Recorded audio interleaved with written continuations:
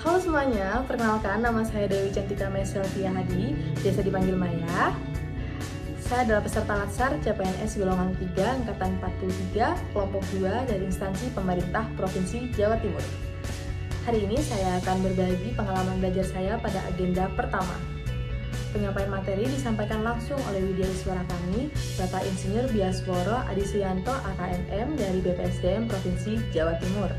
Pembelajaran ini sangatlah krusial bagi kita, karena menjadi fondasi utama kita sebagai pelayanan publik untuk memiliki jiwa patriotisme dan juga profesionalisme yang tinggi.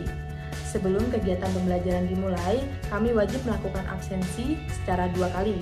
Yang pertama, absensi datang di pukul 8 pagi, dan yang kedua, absensi pulang di pukul 3 sore. Pembelajaran kami dibagi menjadi 2 tahap. Yang pertama adalah pembelajaran sinkronus, atau pembelajaran tatap muka secara virtual. Yang kedua adalah pembelajaran asinkronus. Kemudian untuk pembelajaran sinkronus pertama kami dilaksanakan pada hari Jumat tanggal 27 Februari pukul 8 pagi. Namun karena Widyaswara kami memiliki kegiatan pembelajaran di kelas lain, sehingga kegiatan pembelajaran sinkronus pertama kami diundur pada pukul 10 pagi. Sebelum penyampaian materi, kami memperkenalkan diri masing-masing serta kepada Widyaswara kami, karena ada pepatah mengatakan tak kenal maka tak sayang. Perkenalan kami dilakukan secara hangat dan lucu karena menggunakan game lempar bola hangat yang dipimpin langsung oleh Widyaswara kami.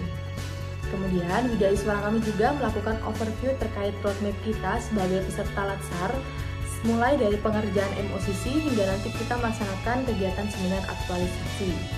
Materi pertama tentang wawasan kebangsaan. Kita diingatkan kembali pada sejarah perjuangan bangsa dan pentingnya kita untuk menjaga 4 konsensus dasar. Yang pertama, Pancasila. Yang kedua, Undang-Undang Dasar 1945. Yang ketiga, Bhinneka Tunggal Ika. Dan yang keempat adalah NKRI. Wawasan kebangsaan ternyata bukan hanya sekedar teori, namun cara pandang kita untuk mengutamakan kesatuan wilayah dalam penyelenggaraan kehidupan bermasyarakat. Terdapat juga nilai-nilai bela negara yang harus kita tanamkan dalam diri kita. Yang pertama, cinta tanah air.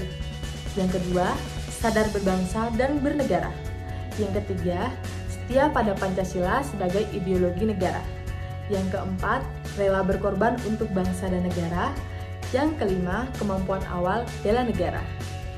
Saat ini, negara kita memiliki tantangan kebangsaan yang semakin kompleks, seperti globalisasi, disrupsi teknologi, dan krisis kepercayaan publik. Oleh karena itu, kita selaku aparatur sipil negara wajib menanamkan karakter kebangsaan yang sangat kuat sebagai pelayanan publik. Di sini saya belajar bahwa ternyata bela negara bagi aparatur sipil negara tidak hanya tentang angkat senjata, kemudian berperang, tetapi dimulai dari kedisiplinan dan pengabdian yang tulus di unit kerja kita masing-masing nanti. Selanjutnya, materi yang kedua tentang analisis isu kontemporer. Sebagai aparatur sipil negara, kita dituntut untuk peka terhadap perubahan lingkungan strategis.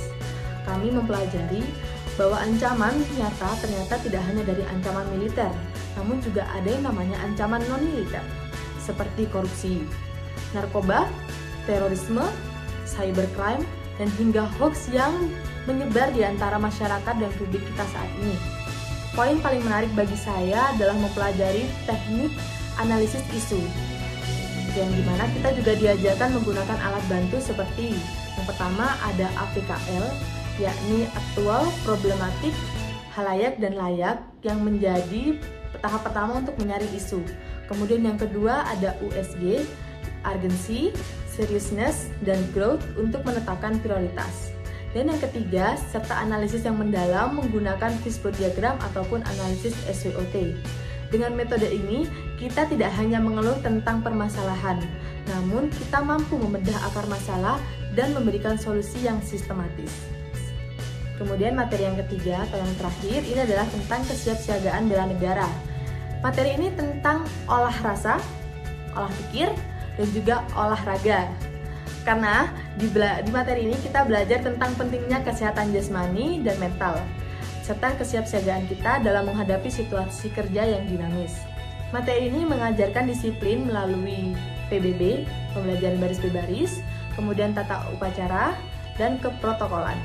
Tujuannya ya jelas, untuk membentuk aparatur sipil negara yang tangguh, memiliki postur yang tegap, dan mentalitas yang siap mengabdi dalam kondisi apapun.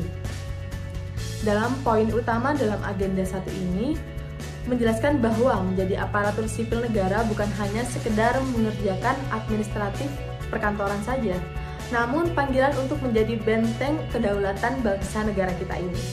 Wawasan yang luas, ketajaman analisis, dan kesiapan fisik juga menjadi modal utama saya untuk berkontribusi di instansi pemerintah Provinsi Jawa Timur. ASN berakhlak, bangga melayani bangsa. Terima kasih, dan sampai jumpa di jurnal berikutnya.